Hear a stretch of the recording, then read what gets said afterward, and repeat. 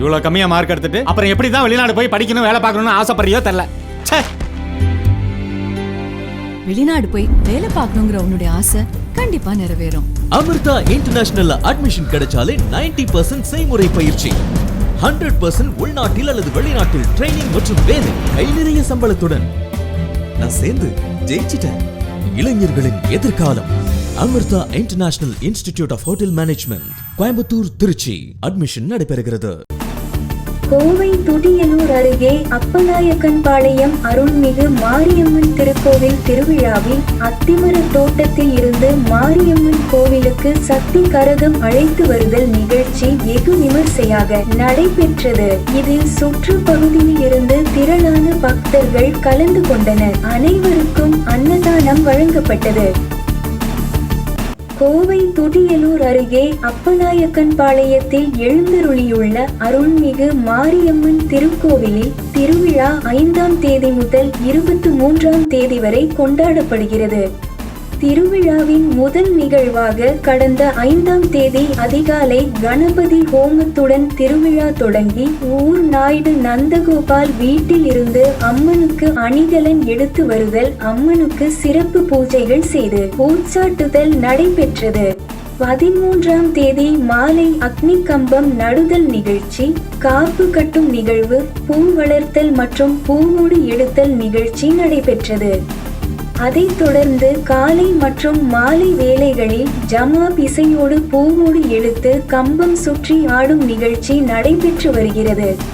18ஆம் தேதி மாலை ஜல்லிக்காடு பகுதியில் உள்ள ஊர் நாட்டாமை வீட்டிலிருந்து மாரியம்மனுக்கு செண்டை மேளம் முழங்க கேரள பாரம்பரிய தைய நடனத்துடன் 21 தட்டுகளில் சீர்கொண்டு செல்லும் நிகழ்ச்சி நடைபெற்றது. 19ஆம் தேதி மாலை அத்திமர தோட்டம் என் பழனிசாமி கவுண்டர் இல்லத்தில் இருந்து சக்தி கரகம் அழைத்தல் நிகழ்ச்சி நடைபெற்றது. இதில் அவர்களது இல்லத்தில் 3 கரகங்கள் கட்டும் பணி மேற்கொள்ளப்பட்டது. தொடர்ந்து கரகங்களை அழைத்து செல்ல வந்திருந்த ஊர் முக்கியஸ்தர்களுக்கு மாலைகள் அணிவித்து மரியாதை அளிக்கப்பட்டது. தொடர்ந்து கரகங்கள் மற்றும் மணி, அரிவாள் உள்ளிட்டவைகளுக்கு சிறப்பு பூஜைகள் நடைபெற்றது. இதில் கரகம் எடுத்து ஆட இருந்த பார்த்திபன், சுரேஷ், ராஜ்குமார் ஆகியோர் முன்பாக பம்பை, உடுக்கை இசைத்து பாடல்கள் பாடி அருள் வரச் செய்தனர்.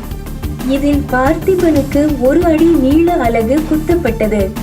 தொடர்ந்து அவரது தலையில் கோவில் பூசாரி மற்றும் TN பழனிசாமி கவுண்டர் வாரிசுகள் கரகத்தை எடுத்து தலையில் வைத்தனர். அதைத் தொடர்ந்து சுரேஷ்க்கு கரகம் தலையில் எடுத்து வைத்தனர். மேலும் ராஜ்குமாருக்கும் தலையில் கரகத்தினை எடுத்து வைத்தனர். 3 கரகங்களுக்கும் அத்திமர தோட்ட குடும்பத்தினர் சார்பாக ஆரத்தி எடுக்கப்பட்டது. முன்னதாக அங்கு வந்திருந்த நூற்றுக்கணக்காக பொதுமக்களுக்கு அத்திமர தோட்டம் TN பழனிசாமி கவுண்டர் குடும்பத்தினர் சார்பாக சோயா பிரியாணி, கிச்சடி அன்னதானமாக வழங்கப்பட்டது. இதையடுத்து உடுக்கை மற்றும் பம்பை இசையுடன் பாடல்கள் பாடி 3 கரகங்களையும் கோவில் நோக்கி அழைத்து வந்தனர். 3 கரகங்களும் உடுக்கை மற்றும் பம்பை இசை கேட்ப ஆடி வந்தனர். கரகங்களை அழைத்து வர பல இளைஞர்கள் மணியால் முதுகு மற்றும் மார்பில் அடித்தும் மற்றும் அரிவாளால் தங்களை வருத்தி கொண்டும் கரகங்களை அழைத்து வந்தனர்.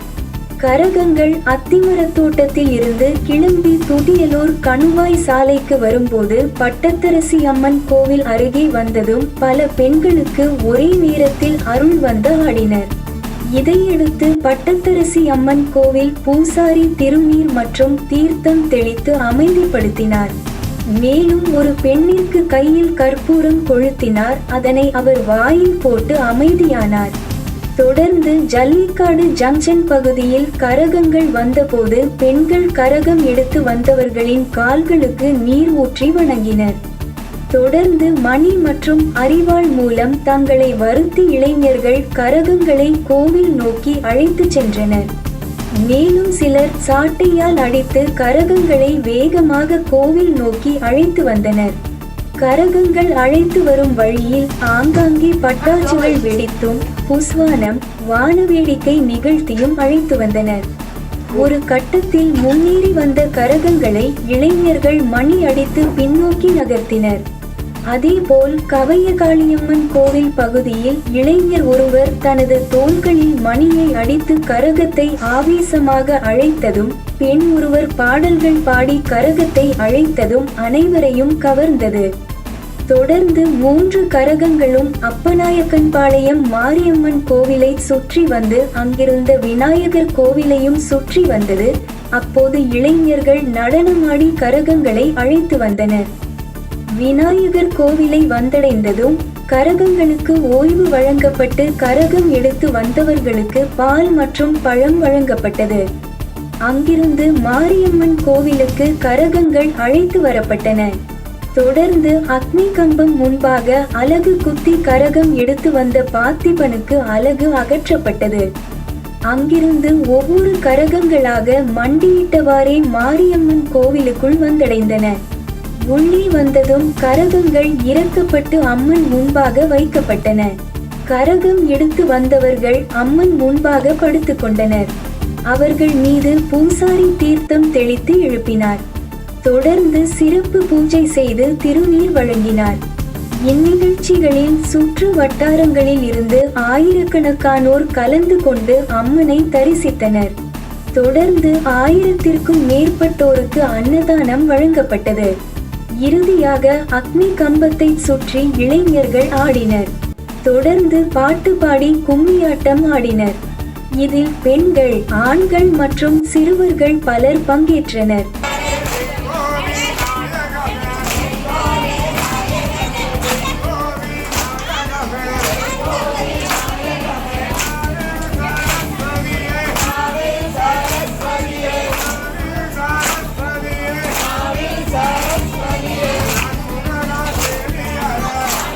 மேலும் வரும் 19ஆம் தேதி மாலை அத்திமரத்தோட்டத்தில் இருந்து கரகம் அழைத்து வருதல்.